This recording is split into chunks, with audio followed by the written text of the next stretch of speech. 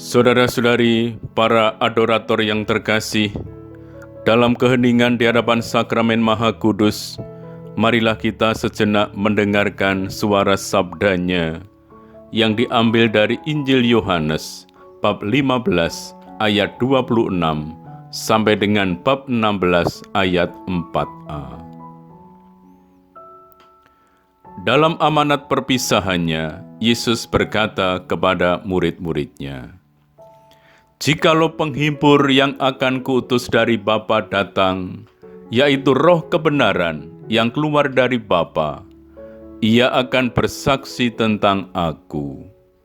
Tetapi kamu juga harus bersaksi, karena kamu dari semula bersama-sama dengan Aku. Semuanya ini kukatakan kepadamu, supaya kamu jangan kecewa dan menolak Aku. Kamu akan dikucilkan, bahkan akan datang saatnya bahwa setiap orang yang membunuh kamu akan menyangka bahwa ia berbuat bakti bagi Allah. Mereka akan berbuat demikian karena mereka tidak mengenal baik Bapa maupun Aku. Tetapi semuanya ini kukatakan kepadamu, supaya apabila datang saatnya, kamu ingat bahwa Aku telah mengatakannya kepadamu." Demikianlah Injil Tuhan. Yesus harus pergi agar murid-muridnya dapat berkembang secara baru dalam roh. Kalau Yesus tinggal secara fisik, mereka akan tergantung pada kehadiran fisiknya dan rasa aman yang Ia berikan kepada mereka. Kalau Ia pergi, Ia akan mengutus penghibur yang akan hidup dalam diri mereka, sehingga mereka dapat dituntun, didukung, dikuatkan oleh Dia, dan dengan demikian menjadi seperti Yesus.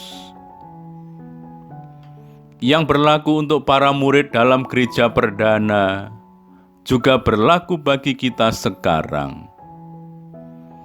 Kita beruntung karena Yesus tidak lagi hadir dengan kita di dunia ini secara fisik. Ia mengirimkan kepada kita masing-masing daya kasih yang baru. Daya kasih ini memungkinkan kita untuk tegak berdiri dan menjadi saksi bagi kebenaran dalam nama Yesus, berhadapan dengan berbagai kesulitan dan penganiayaan.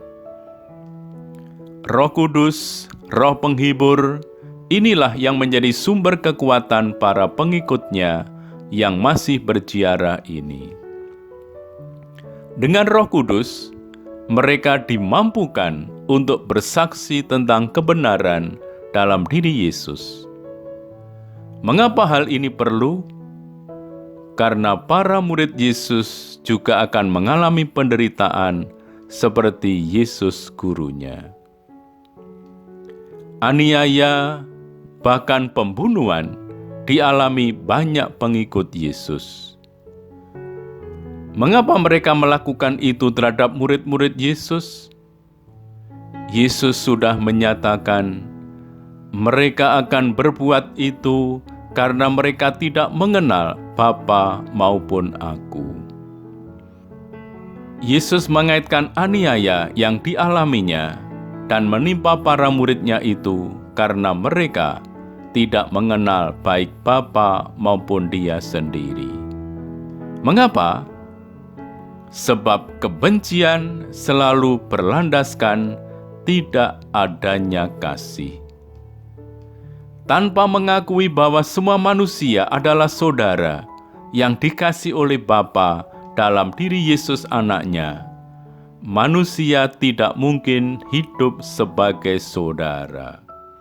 Sebab ia tidak mengakui dirinya sebagai anak Allah, dan karena itu ia tidak sadar juga bahwa orang lain adalah saudaranya. Manusia yang menolak Allah sebagai Bapa tidak mampu mengakui kesamaan hak sebagai saudara, dan tidak mengerti kebebasan setiap orang sebagai anak Allah. Menolak kasih Allah sama dengan menolak sumber hidup. Mereka buta rohani dan hanya dapat dijelekkan matanya oleh pekerjaan Roh Kudus.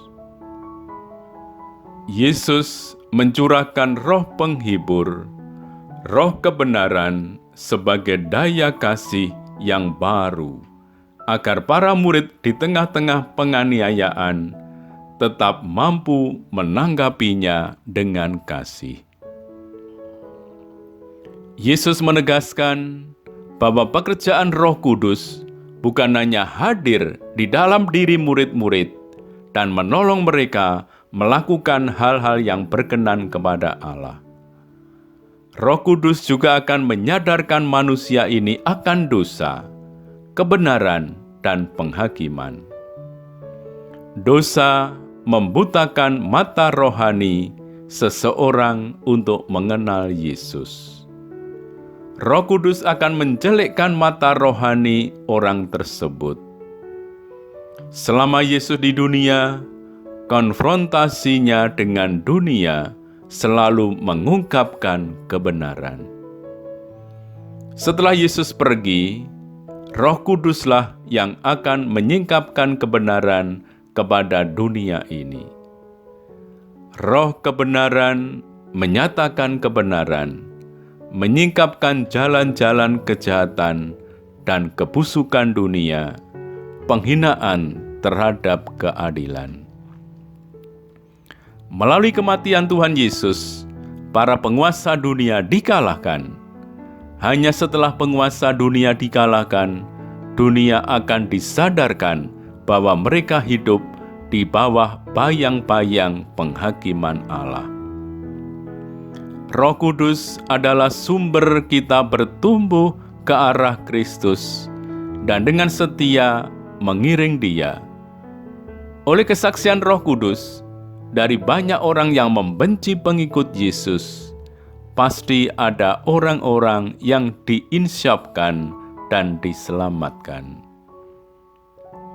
Kesaksian Roh kebenaran diperlukan secara mutlak, tetapi murid-murid Yesus harus juga bersaksi.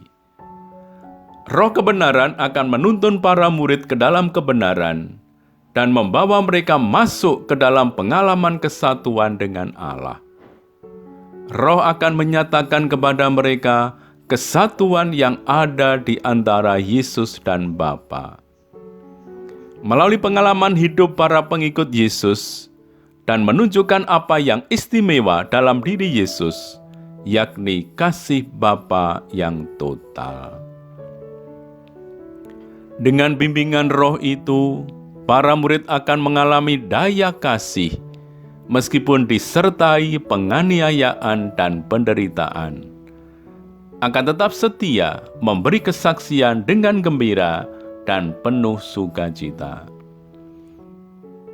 Dengan demikian, para murid melalui kesaksian mereka akan mampu menghantar banyak orang untuk memandang sesamanya sebagai saudara yang sama-sama dicintai Bapa dan diundang untuk mencintai Yesus dan Bapa, serta menikmati hidup dalam persekutuan kasih-Nya. Marilah berdoa.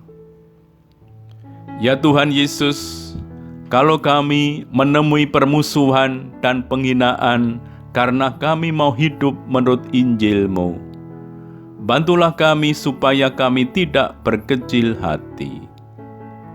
Utuslah Sang Penghibur dari Bapa yang akan memberikan kekuatan dan sukacita dalam memberikan kesaksian tentang Engkau. Sebab Engkaulah Tuhan dan pengantara kami, kini dan sepanjang masa. Amin.